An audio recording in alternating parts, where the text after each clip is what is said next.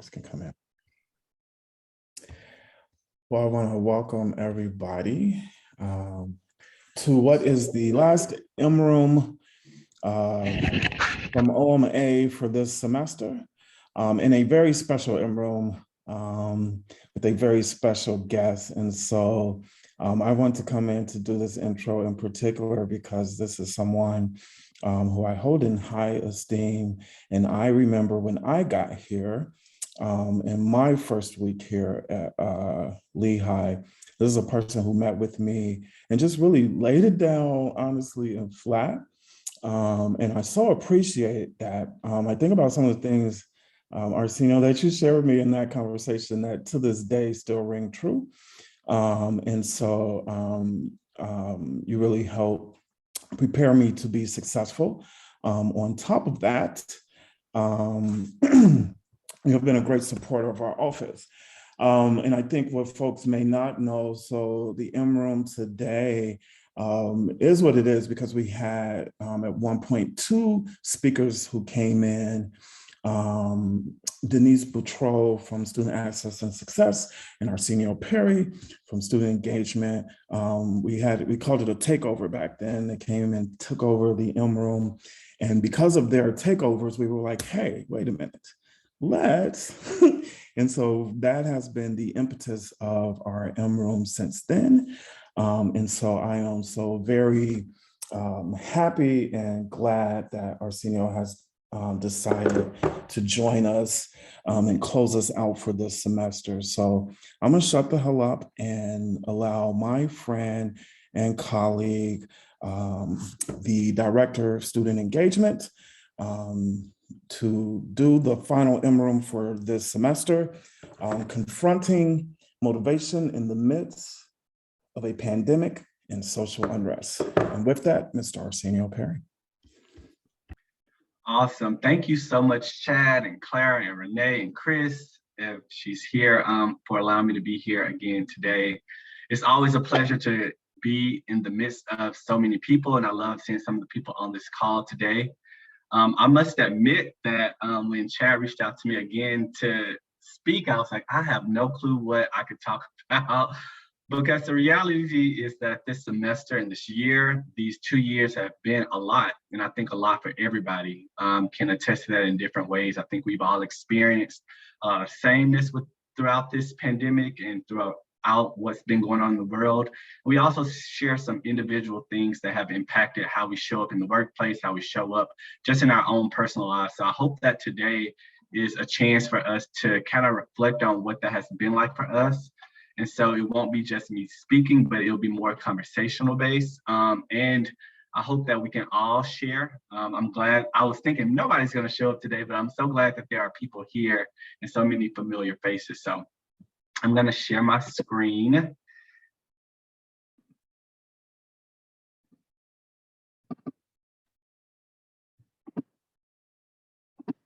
Can you all see my screen? Okay, perfect. All right, so like Chad mentioned, today we'll be talking about confronting motivation in the midst of a pandemic and social unrest. And I'm gonna be completely honest, like I said, I have been a person that has been very, very difficult to find motivation in what I would say is the typical motivation I would typically have throughout the academic year, just even in personal life in general. And so I want to bring that to attention in today's time that we will have together.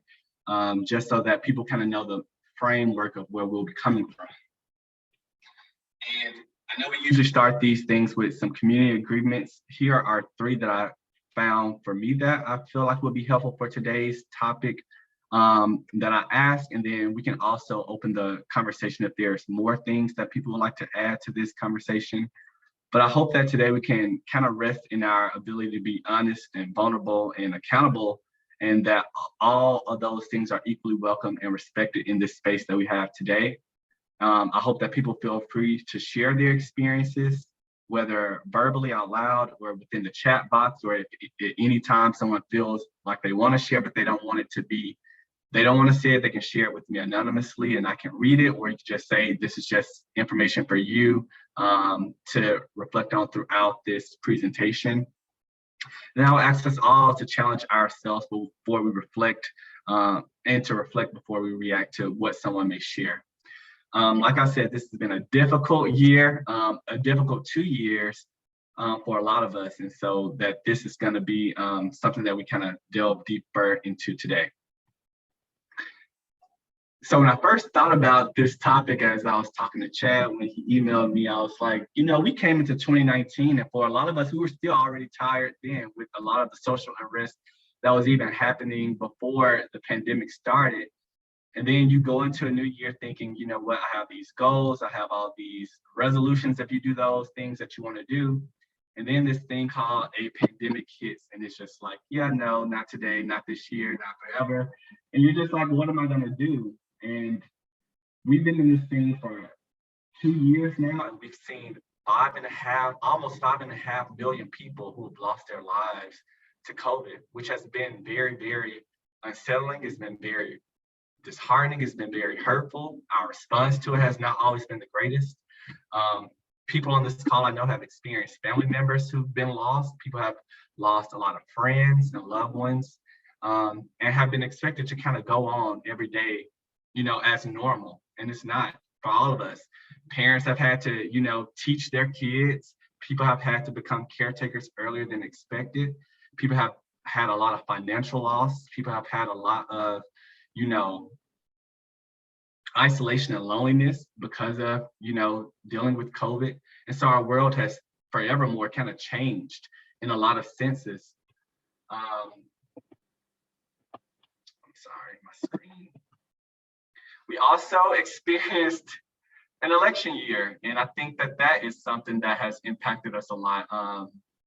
In 2020, there was a lot going on with the election. Even before 2020, let's be real, that the past, I would say 4 years have been tough for a lot of people, for a lot of communities across the United States, speaking just from a US standpoint, a national standpoint. And the election was not the prettiest last year. It didn't feel good. And we have some exciting things like the first Black woman who was a vice president. And that also has come with a lot of rhetoric and taking in a lot of statements that people have said, or their experience of thinking that a Black woman can even do the job or is fit for the job. And so taking that in has impacted our world a lot. We know that, as always, before even this pandemic, there has been a lot of lives lost due to murder, unfortunately, by a lot of those who have power that should be protecting us. And that although justice seems to have happened in some cases, justice of a life lost is never justice. And so those things are very still tough to deal with. And we're still in the midst of dealing with those things. And we're still getting news every single day. And in the midst of that, we still have staff members, students, faculty members, administrators who are expected to come to work as their full selves, to be motivated to do work when you're thinking, am I going to be the next person? Every time I tell people, every time I walk to work or walk to my parking garage to park my car, I'm thinking about, am I next? So before I even get to work, I'm thinking about, is my life going to be taken? So all those things come into effect when we think about how people experience the world and how they experience even being motivated in this time. We know that unfortunately we've lost a lot of our trans friends and loved ones due to a lot of also just unrest and just also stupidity. Last year, it was reported that 44 trans people lost their life. We know that that number goes unreported. This year, it's upwards of 50 reported deaths just based off someone's identity of being trans. How does that impact our coworkers? How does that impact our students? How does that impact our world to be able to go into this world and be academically sound and, do great work when you are fearing for your life every single day, or the people that you love are losing their life just based off their identity? We know that human trafficking is still a huge issue in our world. We know that impacts us. Some of us have people who have been trafficked. We know people who have been trafficked. And that's a hard thing that we have to grapple with, on top of, again, being in a pandemic and just a world that is difficult. We all experienced January 6th, the insurrection, as people say, on our democracy. And what does that mean to live in a world where people can do what is being done in this small GIF, but just the impact of what it's to have. We're still talking about that to this day. There's still an investigation going on in our world. So these outside forces, inflation has increased, gas, food prices, everything is kind of going up, and our paychecks have kind of stayed the same. We also know that a lot of people don't have the fortunate ability to even have a job right now, or if they've lost their jobs, or even the fear of being furloughed has caused a lot of angst and worry for people as they try to navigate what this world means now. All that impacts our motivation, our willingness to be able to show up authentically in our best selves when all these things are at play. We constantly are hearing about school shootings and gun control and what does that look like on top of other things that are making the news. Parents, I talk to parents all the time. I serve as the kids life coordinator at my church, and parents all the time are wondering, is it safe to send my child to school? I think I want to do this homeschooling thing, and that's very impactful for people to think about, like, is it safe for me to send my child to school? Like, that sounds like absurd to even question, but that's the reality that we've been living in for a while, and even more exacerbated in this world that we live in now. That's something that I'm sure people on this call have had to think about. How do I go to work safely and know that my kids are somewhere where I can't protect them physically? That's part of the world that so many of our colleagues and students that are here experience with their siblings and different things like that. And on top of that, we've lost a lot of great people in our world, people who have impacted us, shaped our lives, who've had impact. Bell Hooks, who unfortunately passed away yesterday, did a lot of great work on intersectionality, feminism.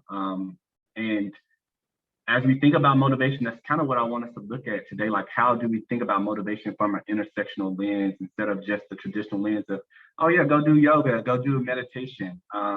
And those are not always things that will provide ways for people to find motivation in their spaces, in their worlds, in their lives. So, like I said, I don't want to do a lot of talking, but I did want to kind of set the stage for kind of what goes on in our environment as to when we talk about motivation. I've heard a lot of people say, I'm just not motivated this semester, or I'm just feel like I'm going through the motions, or people are expecting things from me. And I feel like so many people I've talked to have experienced that. And coupled with that, from an intersectional lens, beyond, there are so many things that are not even mentioned on this slide that should be added or could be added that impacts our daily ability just to function as a human. So I found myself this year talking to a lot of students saying, I'm just happy that you woke up today and got out of bed. Or even if you just woke up and laid in bed, I'm just happy that you opened your eyes today. And that may feel simple, but you did it, because this has been a tough 2 years. And so in collection, I think we've all in various ways have experienced unprecedented collective and individual grief.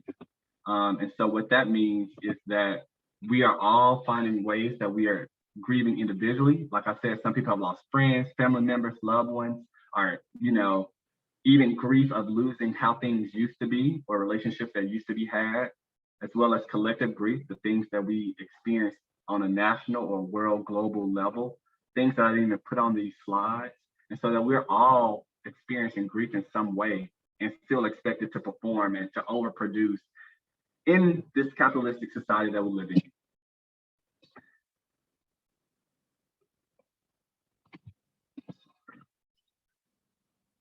Before we go into kind of some questions, I also want to say, like, and I know Maslow's hierarchy of needs gets a lot of flack, and it's a lot of debate based off different perspectives, but also want to highlight, and whatever that means for any of you on this call today, like, we all have basic needs, and when those basic needs are not being met, it does impact our motivation. It impacts our ability to go. So a lot of people in our world, a lot of people on this call have experienced some physiological needs, whether that's food, water, shelter, or the fear that those things may be taken based off budget cuts, or hearing from other colleagues that they've lost jobs, to safety.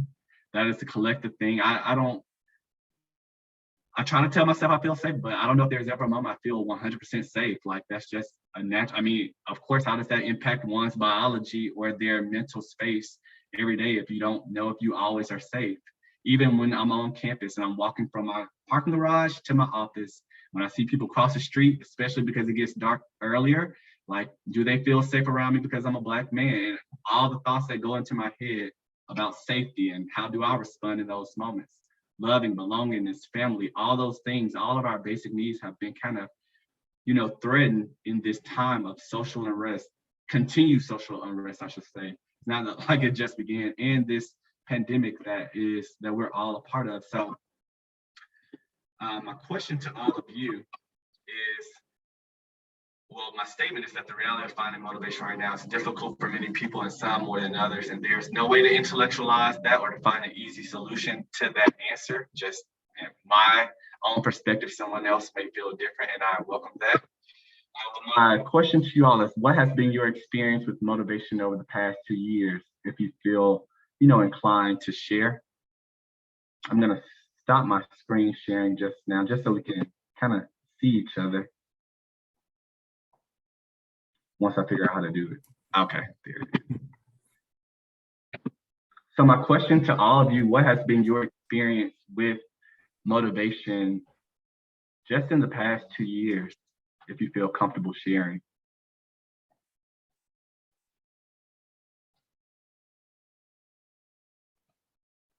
I have something to share. Can everybody hear me?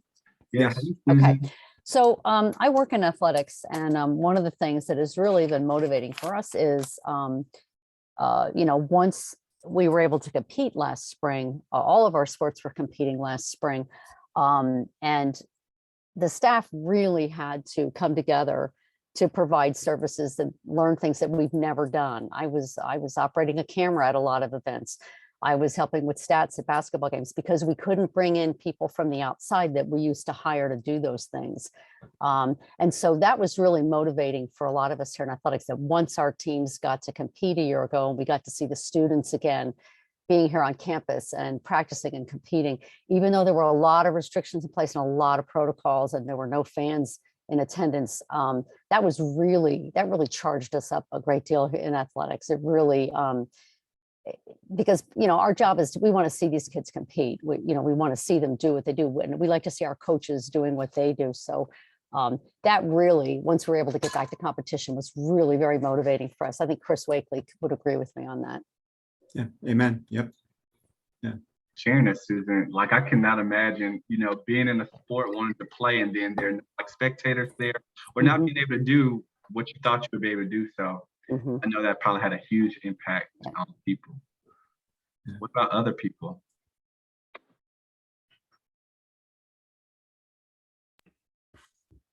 I also would say that as a result of the last couple of years, and maybe primarily a result of the pandemic, opportunities like this here today, either my eyes weren't opened, I wasn't aware of opportunities, or I didn't see the opportunities. But now, more than once a week, I see that there are opportunities like this to jump on and engage with others and talk about things that you don't necessarily talk about in your day-to-day life. You're so busy doing what you think you got to do, you don't really stop and have these conversations. So for me, that's been a real positive byproduct of everything that you mentioned, Aarsenio, with all the challenges in society.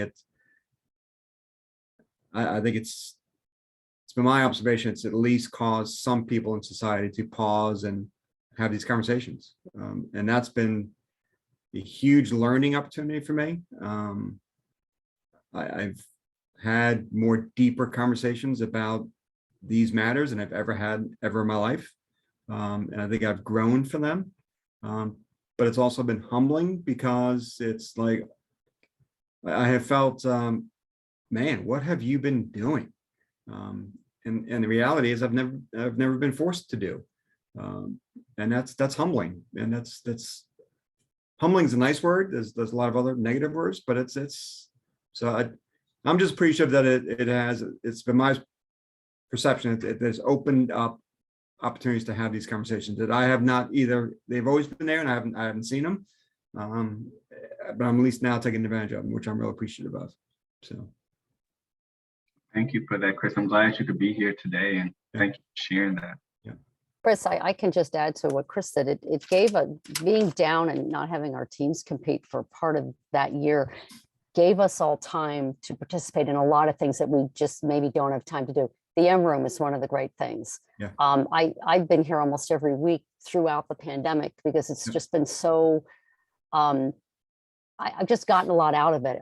It's been so motivating to me, and I was able to participate in a lot of other online seminars, online things that we offered that maybe I wouldn't have time to do before. Yeah. And I noticed that even some of the things I participated in, there were faces I haven't seen before. There were like doctors from the health center that maybe had time to log in from their office because we had a remote option. And previously they wouldn't have been able to participate because they couldn't leave and come. So I saw a lot of new faces that I hadn't seen before participating. So I think that the remote option really gave a lot of other people the opportunity to participate in things like this that they wouldn't have had the chance to before. Thank you. And Chad, did I see you unmute as well? You did. So I'm gonna answer your question, sir, but I got a question for you once I finish, right? And so there was a time, so right after George Floyd, right after that happened, right? Where I questioned, can I do what I'm doing, right? Because, that happened, and, as a Black male, it wasn't shocking. It was just how horrifying it was. It wasn't shocking, unfortunately, but it was horrifying. And I'm like, can I wake up at a predominantly white institution and continue talking to white folks about race and community building, and we're getting killed in the street? Can I do this? And for me, there were just some decisions that I made. And so this leads kind of to the question I have for you. And so one of the decisions that I made, and so I often hear folks, especially currently, talk about being your authentic self at work. And I think that's such a privilege because as a person of color, our authentic selves are never welcomed anywhere, and especially at work. And so, maybe a couple years before George Floyd, I did make the decision that I was just going to show up. I was going to stop playing the game that we have to play as folks of color in order to have some kind of professional success. I was going to stop playing that game. I decided before I got to even Lehigh, I was just going to be who the hell I was, right? And so then I made the decision when George Floyd happened that I was angry, and that I was, I call my inner anger Tyrone, and I was going to let Tyrone out, and I didn't care what other folks felt about Tyrone and how they perceived Tyrone. But if we were truly going to address race relations and race issues, then there's a whole bunch of Tyrones, and you better learn how to deal with them. And so I made that decision, and that helped me piece myself back together to be able to do the work that we do from our office. And of course, I had an incredible team that I got to work with. And so that also increased my motivation. My question to you, sir, is when we think about being our authentic selves as another Black male in higher education, like, what does that mean for you? Because to me, I just hate that. I hate that phrase because I'm like, okay, you asked me to be my authentic selves, but the reality of it is when I'm authentically who I am, I get killed. What are you really asking? Yeah, I think that's a great point. I don't know if I have the answer, but I can answer from my own perspective. I think I envision a world where everyone can live to be their authentic self. And by that, I mean authentic self where they are not causing harm to themselves and other people. I don't want you out here acting an authentic fool and out here harming people. But I do envision a world where people could be who they want to be and show up at work and show up authentically. And I think for me, I owe that to the Black students I get to interact with students of color, or any students of any historically marginalized identity, that if I can show up as myself, it gives them a little bit more freedom to not feel like they have to hide who they are. And so if I wake up and I'm in a state of anger or rage that day, like I always often tell people, like, emotions are not negative or positive. Like, being angry is not a negative or positive thing. It's just what it is. It's your body giving you a response, telling you something. That's a message to yourself. It's how we respond in those emotions that can have a positive or negative consequence. So I am never gonna, veer myself away from saying, no, I'm angry about what happened to George Floyd, that we still have not arrested the people that have killed Breonna Taylor, or that Ahmaud Arbery's death was the toughest for me as a person that goes out running. I have to figure out, can I even go out running? No, that was my authentic feelings. And so what I do with that is find spaces where I can find cultivating. I'm thankful for a great supervisor that I can just tell her, I am not feeling it today. I'm not going to be on Zoom. I just need a day to myself. And I'm thankful that she at least takes the time to understand the issues that are going on. And I'm thankful that she'll text me first and say, hey, I know there's a lot going on in the world. Take today off. I'm thankful for that I can be able to be myself in spaces. Nice. I think that each space is difficult. Even I went home about 3 weeks ago. Going home is also difficult to be authentic, authentic self, like in spaces where people may use language or say things that are disparaging to other communities. And so how do you, exist within that to be authentically you and also hold family members and friends accountable for the things they say and do? So I think this question of authentic self is always being questioned, or it's always being challenged.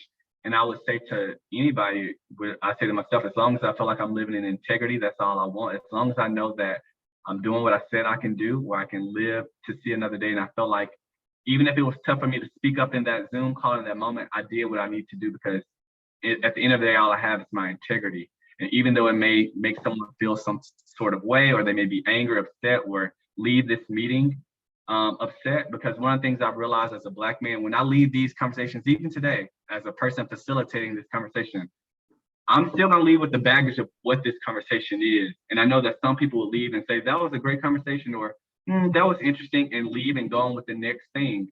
And I don't always have the privilege to be able to just leave things where they are and move on to the next thing. And so I'm aware of that. And so being in my authentic self is being aware that I'm putting myself in a space that you're probably gonna have to carry a little bit more today, where someone may say something or question something that you have to process a little bit more, or that feels like questioning my humanity as a person just because their perspective is different. So all that long-winded answer to say, Chad, that I think it's very difficult to show up as your authentic self. And I also find that it's very liberating to do that as best as I can, so that those who might look up to me can feel they should have every right to do so. And I want them to feel every right to do so. And that the problem is not the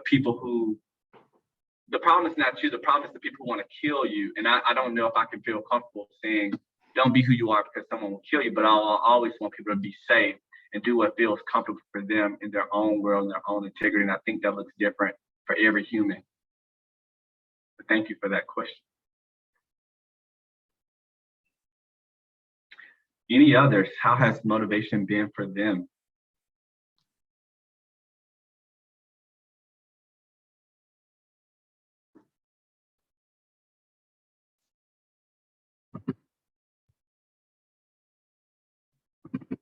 Okay. Well, the next question that I was gonna ask you all is, what is something that you wish your peers or colleagues were more aware of as it relates to motivation?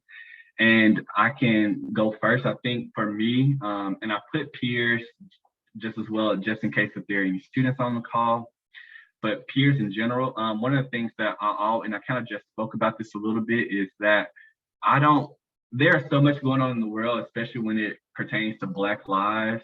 I don't always, it's very difficult to also Chad's question about like showing up to work and then someone has a meeting or emails you about something that you feel like is so unimportant based off everything that's going on in the world, but it's because they may not have any clue what's going on, because again, they may not be aware of it, or their news sources may not talk about it, or their privilege may block it. And we all hold privileges in certain ways.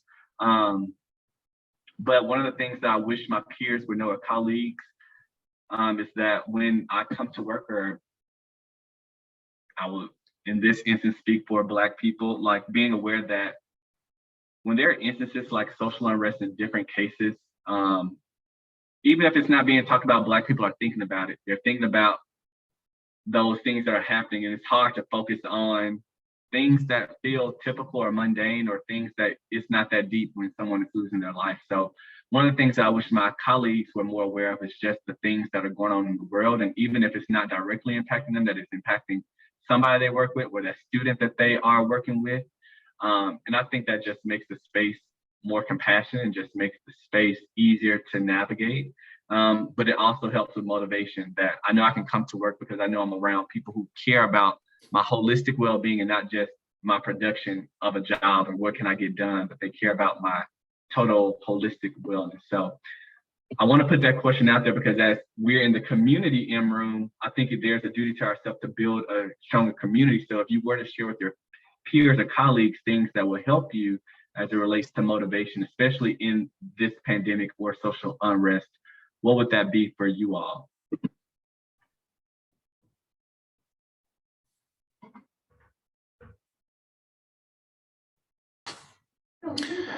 So, hello, everybody. It's good to be back. I think one of the things, as far as my colleagues go, I like to, well, this whole year, I've been telling them, it's like, be patient with your students, be patient with yourselves, because it's been a while since we've been back into the, into the classroom and doing some things, as usual. And, so many people are feeling so overwhelmed for, being back at it, now. And it's just with everything else that's going on too, I mean, patience is a virtue, and just be patient, and not jump to conclusions, please, and be patient when you recognize your own biases, be patient when you recognize other people's, and just be, calm about and genuine about the conversations that come up. Because, people are going to be quick to get defensive, when their anxiety is high. People are going to be quick to get defensive when they're feeling overwhelmed or otherwise rushed. So, that's something that I wish my colleagues had a little bit better understanding of, and just like, hey, it's okay. This we can work this stuff out. Let's just take a deep breath for a minute, just kind of like, okay, now, and then just start to tease it apart a little bit, because everything that we've all got going on, all the baggage we bring into it, and there's so much there, that we really do take some time to just pick apart some little things here and clear this away and clear that away and get to some of the harder things. And as far as the current social climate and stuff, when people, I say, well, yeah, there is a time to act, and there is a time to like say enough's enough, and there is a time to really step up. But even in that, I still say we still need to be, patient with ourselves and still think things through, and and try not to misstep, and things along the way. So I don't know, there's that in and of itself, my response in my own head is like, geez, this is complex. This is so it would take a while for me to really tease it out for myself into something a bit more coherent, I suppose.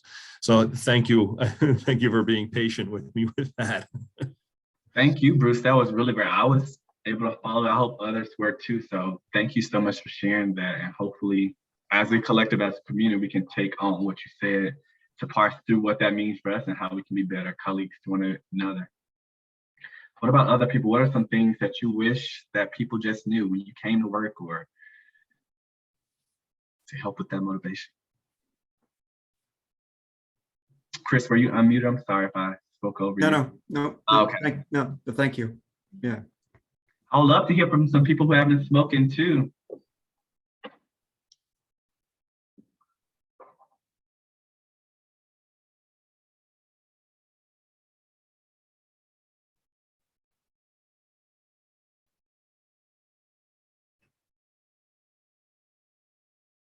I'd be curious to hear from Chad and Aarsenio, because you guys have already shared your thoughts. Like, is Lehigh a place where you feel safer than other parts of your world? So you obviously don't, you're not here 24/7. Is there a place you feel less safe, more safe, the same? I've had some pretty, like I said earlier, I've had some pretty deep conversations with individuals that I haven't had these conversations with before. And they've said things, and my response to many things they've said is I've never once in my life ever given that thought, ever. So Aarsenio, you said before, when you're going for a jog or you're walking and someone crosses the street, or you're the one crossing the street, you're wondering if you feel like if others feel threatened by you. I've never once in my life given that a thought, ever. And that's one example of a million. And the one conversation I've had with a young man I once coached, I said to him, when I first heard the term white privilege, it was offensive to me. To me, I translate that into I've only achieved things in my life because it was given to me, and I was offended by that. And thankfully, he shared his perspectives, which was that's nothing to do with that. It's the privilege that you have and others have is there are things that we think about all day, every day, that you never have to think about, and that's the privilege. That's all it is. And that was enlightening for me. But again, Aarsenio, you say you're crossing the street and you're wondering if you're being perceived as a threat. And that's my privilege that I never have to have that thought. So, which is, yeah, I don't know what to do with that. Obviously I feel horrible about that. So to answer your question, I would love for someone to tell me what to do with that. Like, how do I manage it? How do I deal with that? And as I said before, coming to these rooms is a part of that effort for me. It's that to have this open dialogue it is somewhat therapeutic. But so anyway, I don't want to babble. Thank you. Chad, would you like to speak first? I do. Wow. Well, first, thanks for the question. Right, like I think what I appreciate about this community space is that folks are vulnerable enough to articulate the truth of their experiences. And so I absolutely appreciate that, Chris, because you're right? Like, if not in this space, would that question even come up? Right? Like, would we be talking about that? I'm gonna take this approach, right? So two things. So one, I realized I grew up in the hood. I grew up on the south side of Chicago. I knew safety was always a privilege. It was never safe. I was never safe. There's always violence. And then even when I left the hood to go to college, there was another kind of violence. Then that's when I realized that my Blackness was a problem, and that I was not safe outside of the hood, right? And especially in white spaces. I'm gonna answer Arsenio's question, but get to your point, Chris. So what I want peers and colleagues to know is that it's okay to make mistakes. It is okay to be wrong.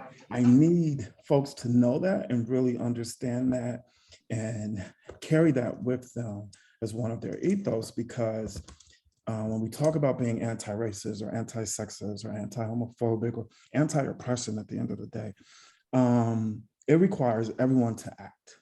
And there are so many people who don't take action because they're afraid to do the wrong thing or say the wrong thing. And I don't know anybody who's perfect, right? And we talk, you mentioned Aarsenio Bell Hooks passing. And for me, nobody has had a bigger impact on my life that I did not know besides Bell Hooks.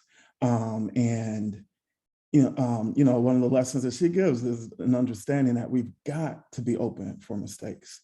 We have to, because otherwise, then that paralyzes the action that is necessary. And so that's kind of what I need folks to know. And in regards to Lehigh in itself, again, I agree with Aarsenio, I've never felt safe 100%. I think I feel safer on Lehigh's campus. And part of it is because I know the police chief. I'm just being honest. Like, I know Jason, I know him. Like, I have his cell number, like, and so I'm always like, hey, if anything happens, I'm gonna call Jason. Um, and I've never had that kind of access, especially to any kind of police, not that way. It's usually been very negative. And so that helps it feel a little bit safer. But I don't wonder whether or not I'm a threat, because my experience has been that I am to other folks. So I don't spend much time worrying about it. And I also don't spend much time caring whether or not they think I'm a threat, because that's their problem. Yeah. Thank you. Yeah, I'm from Mississippi. I grew up in an impoverished neighborhood. So safety has always been a thing. I think growing up in Mississippi, I always was aware that me being Black and my Blackness has something to do with how people experience me from as early as ages I can remember, which my earliest memories that I can remember range from 2 to 3 years old. But since those ages, I always knew race was a thing. So especially, like I said, growing up in Mississippi, do I feel safer here? In a lot of instances, I do feel safer here because I know that it's an environment where even if people don't get it, they at least have had a conversation, and it has been in the environment of Lehigh in a grand scheme. And like Chad said, I have Jason's number, and that has given me a lot of safety in some ways that I never even had to think about. But there are some times when I am, again, leaving campus at night and I see, a lot of times, and I will say it's a woman identified student that will cross the street, and I look back and then she crosses back over. So then whether she was like, I just want to make zigzags, my brain has already thought, okay, what's that? Because I'm Black and I'm also male. Also for her safety, like I have to recognize the privilege of being male and what maleness and being a man in this country exhibits, and why women don't feel safe all the time. I have friends that call me when they just go get gas because they're afraid that some man is gonna touch them, catcall them, traffic them. So I have to be aware of the intersections of my own identity of when I might present a feeling of unsafety for other people, and also when that is just like, okay, you're doing a little bit too much right now. I can't even fight. Like that's not even my energy. So like when people know me, like for me to feel that people feel unsafe when I'm around, it really does impact me a lot, because being my authentic self, like I will never hurt a fly. Like even if there's a bug in my apartment, I'm gonna try to rescue it and take it outside just so it lives on. I don't even want to kill it. And so it does hurt, and it's very challenging when those instances happen, or when students or colleagues think that I'm a student. Like where does that come from that I cannot be a Black man that works here? Even we had a staff retreat where we went to Shady Maples and we met this guy that told them that we told him that, yeah, we work at Lehigh. He just stopped and stared, and he looked directly at me, and then he went back to the conversation. So internally, I'm taking that in, that he stopped and looked at me because I'm Black, and he's like, how do you work at Lehigh? Those are all internal things that may or may not be true, but based off the experiences have led to me having the reactions that I've had. So do I feel safe? I feel safer being at Lehigh than when I go out running on campus, especially, like I said, the Ahmaud Arbery murder really was a lot for me, because I often go running and I can't run in my neighborhood. I just go to like a park, because at least then if they see a Black man running it, they're at least the environment, okay, that's acceptable. But I can't just run in a random neighborhood because I don't know what is going to happen to me. So I have to think about those things a lot. I think about when I'm in the store, and even when I'm wearing a jacket, if I'm reaching in my pocket, bringing out my phone or putting it back in, I have to do it in a way that people don't think I'm stealing, or, there are small things that you just develop over time. Or when I'm in the store and I feel like I'm being watched, like what is my safety here? So there are so many experiences. And I think to that question, the reason why, not that it's hard, is because it's become a coping mechanism since, again, 2-3 years, since I've been in this earth, that I don't even think about it. It's just a survival technique that I know that I have to do when I'm traveling, when I'm in a different country, wherever I'm at. I'm aware that my Blackness exists and that people perceive Blackness in a certain way. And I have to be aware of that for my own survival, my own safety. And if I just have to. And I think mostly every Black person I know feels the same way. There's just almost like a Black code that we just know to do and where we feel safe. And there are spots on campus I feel safer than other spaces. My home is the UC. I feel safest there. on the second floor. That's our advocacy equity spaces on campus. But there are other spaces that I just don't always, not that I don't feel welcome, but I might not see people like me. I don't see like me welcomed a lot. So I may not go there as often. So I think the experiences varies. I also recognize I've been at Lehigh for 8 years. And so I've met a lot of people here, but I feel safer now than when I first got here, when no one knew who I was and I was just a random person. Now, if I'm in a group, at least someone might recognize me. That comes with a level of safety, being recognizable in a space. But for other Black males or Black people that look like me who are first years, who students tell me all the time, the police stopped them and asked them where they were going. And they were just like, I'm going to the gym, because they may not have the familiarity or may not know people because they're new here in this environment. So I'm aware of that privilege also, being kind of known in a space where I might know somebody, or even having Jason Schiffer's contact information that gives me levels of safety. There are other Black people that he may not even know that may not have that. So I'm aware of that as well. So thanks for asking the question. And you asked, what can you do? I think Chad said it beautifully. Recognize that mistakes are going to happen, and that no one is expecting anybody to be perfect. None of us, I'm not perfect.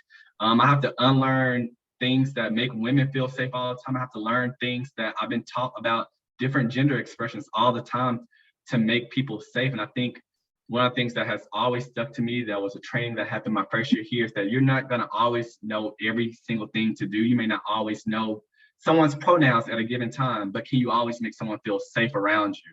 I think we all have the ability to cultivate environments where people can feel safe around us without knowing information about a person's specific experience, but we all can do that.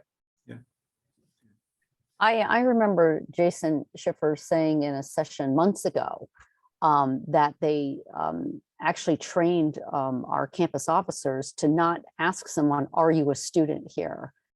But rather to say, what year are you? Because they realized that could be a combative question, particularly when asked to a student of color, that would make them immediately feel like, oh, they think I don't belong here. Like, how could I be a student here?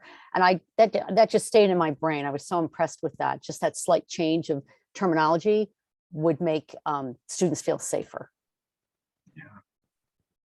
Yeah, thank you for sharing that. I know we have about 10 more minutes. I'm going to share my screen again.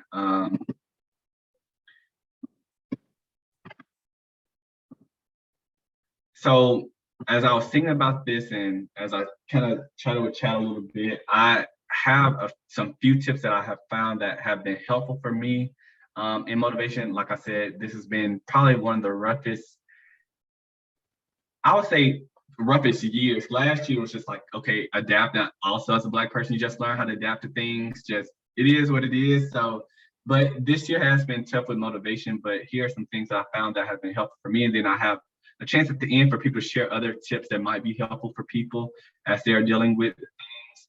The first one is, I really have to learn to be open with my emotions and feelings around my capacity to meet certain responsibilities, and just being aware of my emotions and my feelings in general. Like, this is how I feel, kind of like what Chad and I were talking about at the beginning, this honest feeling. I'm angry at this moment. I'm angry at these things, and not causing judgment based off that emotion, but being able to use that as data to, okay, what does this mean for me now that I feel excited or joyful or anxious or fearful or angry? What does that mean for me? So being able to be open with that, and being also to recognize how does that open or alleviate my capacity to be able to do certain things. The second one is being able to listen and feel my body communicating within the signals of burnout and stress. I think our body, if we just listen to our body and go into places where you may feel it, sometimes it's in your stomach, it may be in your knees, it may be in your legs. Like, where are those moments where you feel it in your body? Those signals of stress and burnout. There's a lot of work on somatic therapy and counseling that speaks to the nervous system and where those things show up. So if someone is looking to learn a little bit more about that, that's where I would direct people to. A big one for me is being aware of the differences in physical exhaustion, mental exhaustion. I wrote that twice. That was supposed to say emotional exhaustion, spiritual exhaustion, and financial exhaustion. For me personally, when I am spiritually depleted and emotionally depleted, I'm kind of like done. So I had to learn when I'm feeling those spaces, especially with so much going on in the world, that it takes a toll on me more than being physically exhausted. I could do 1,000 burpees and that won't impact me the same way of being emotionally just depleted. And so I think for you all, figuring out what does that look like for you all in the sense of burnout or in the sense of motivation, like what does that look like for you in those different areas? Again, financial exhaustion, we've seen that collectively in our world. We've seen mental exhaustion collectively in our world, collectively and individually. How does that impact you? How does that impact your ability to be motivated and to get done the things that you need to get done? I also had to become more aware of that, recognizing that traditional forms of motivating myself may not work for me, and that is okay. I love doing yoga. I love meditating. And I learned too, like, I like doing yoga because honestly, I just need to stretch my body more. But I don't know for me if I feel like, wow, my whole life is now complete that I've done this yoga exercise. And I think sometimes we give these traditional tips to students and people like, oh, you should go to the gym or exercise, or you should do yoga. Whereas for some people that may increase their stress even more. So being able to ask people, what is it that you need? What is it that will be helpful for you? Is exercise something that's helpful for you? It may be just sitting on your couch, binge watching TV, which I don't ever do. And so when I watched TV the other day, I was like, wow, this felt good to do something I don't normally do. So, but that's not usually a tip we will tell people. You shouldn't be watching TV. You shouldn't be binge watching a show. That's self-care for some people. And so sometimes those traditional forms of, and sometimes westernized ways of doing things are not always, they don't always work, and they're not always communal in practice. So figuring out what works for you, finding outlets and communities that validate your humanness and worth, and knowing when social media is helpful and when it's a hindrance to your well-being. I think another thing we do is tell people to get off social media. There are some times that, when I'm feeling not motivated and burnt out, that social media has been very helpful. And there are some times when I'm like, I need to get off Facebook right now because I can't take all this in. But finding, and sometimes on social media sites, there may be opportunities where community is built to help people see the humanity within themselves, or you can find community with people who may have a similar experience. So finding those outlets and those communities for you. And sometimes that may be social media, sometimes that may be your small group, sometimes it may be going into the M Room or the Pride Center or to the Center for Gender Equity, or going over to Biz and Susan and Taylor Gym, or wherever it may be, wherever your community may be, and or someone or a group of people that see your humanness, your worth, and add value to that. And that helps me a lot. One of the things I learned very early when I got to Lehigh is because that we are a very task-oriented or, place sometimes. But I learned very early that I need to tell my supervisor that today is just not the day. It's just not the day. And I say that to say that for a lot of you, it may not be the day. And it could be because you are taking care of family. It could be because you're taking care of kids. It may be that you are having some issues with your spouse. It could be that you are feeling physically ill. It could just be like you're not feeling it today. But cultivating an environment, as a supervisor myself, I try to create that with my staff. Like, please tell me if you, and also trying to be aware of that for myself. Like, I can recognize that you're stressed out. How about you take the rest of the afternoon off? Because that's gonna only hurt you more. You don't have, this one thing does not have to get done right now. And so being able to talk to people and share what it is that you need. One of the things Rick, our VP, has done is allowed us to work home from December 13th through January 17th. That is an amazing way. So many people are so thankful. I'm thankful to be back at home. I feel like my eating habits are better, but I was just so thankful that he was able to see, like, you all are tired. Work from home December 13th through January 17th. So small things like that can help with motivation a lot. Using vacation days, this is me preaching to myself because I really don't use my vacation days, to be honest. But again, I'm just gonna be honest, they don't pay probably none of us enough to be here. So use those vacation days, take time off and don't have feelings of guilt. That is what I struggle with, that if I take time off, wow, what if that one student who needed me stopped by and I wasn't there for them and now their life is miserable? It's not that deep, Aarsenio. That's what I have to tell myself so I don't have to feel guilty about taking time off. But their vacation days and sick days for a reason, use those. Honestly, like people always say over and over, if you were to pass away, they're gonna fill that role. They're probably gonna make a statement and say, we're so sad that you're gone and all. but I've seen it happen even in the 2 years we've had staff members that have passed away, their positions are already filled. So take that time off. Do what you got to do for you.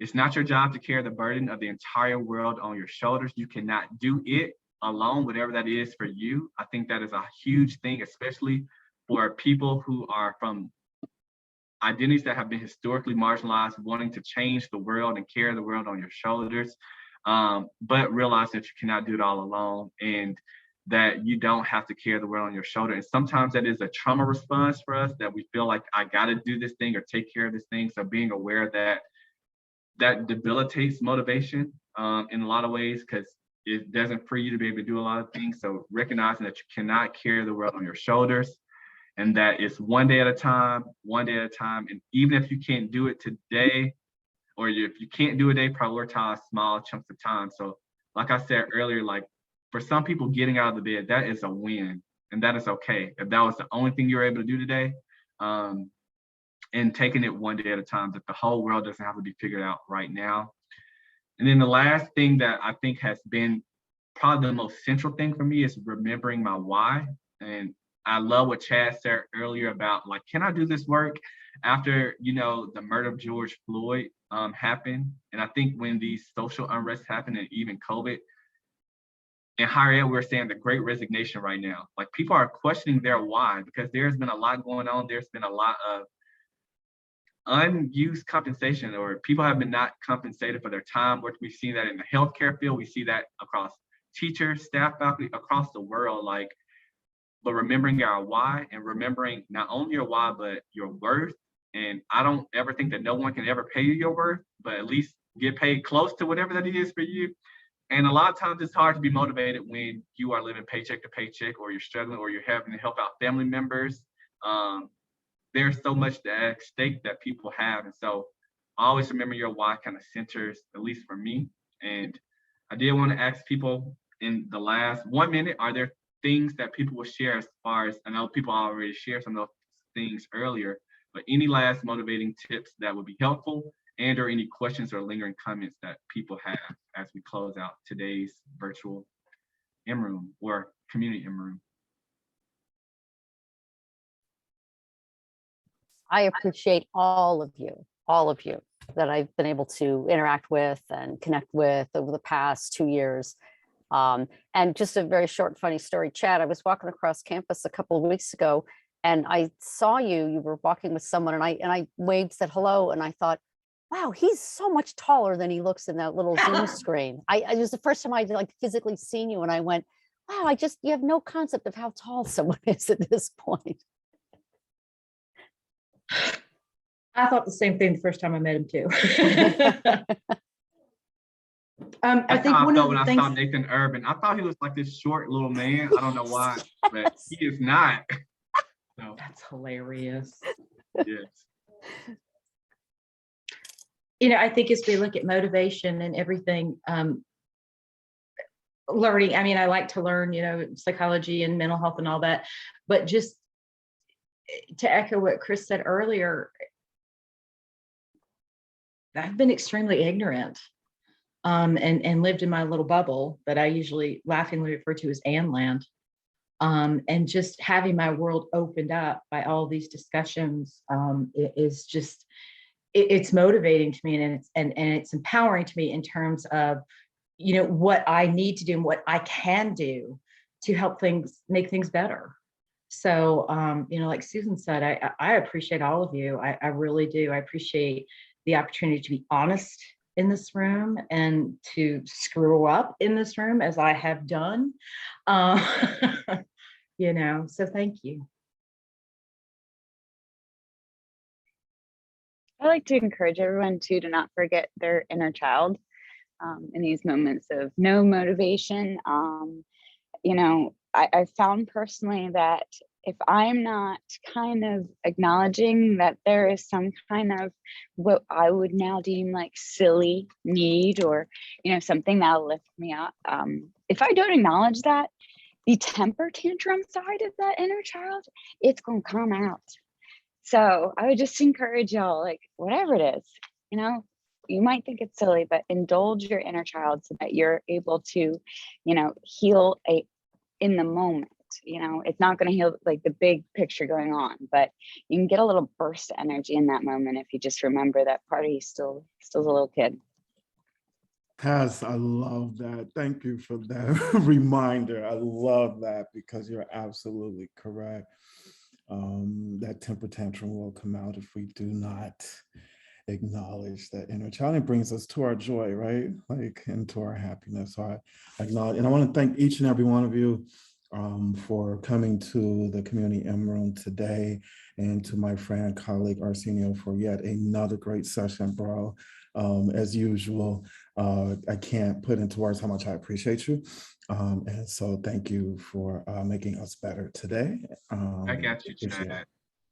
I just want to say real quick, a huge shout out to Owen May, because I feel like y'all have really been just doing it. Like y'all have really been setting the bar in the midst of the social unrest and midst of the pandemic. You all have showed up and have challenged all of us and created a space for us to have these authentic conversations.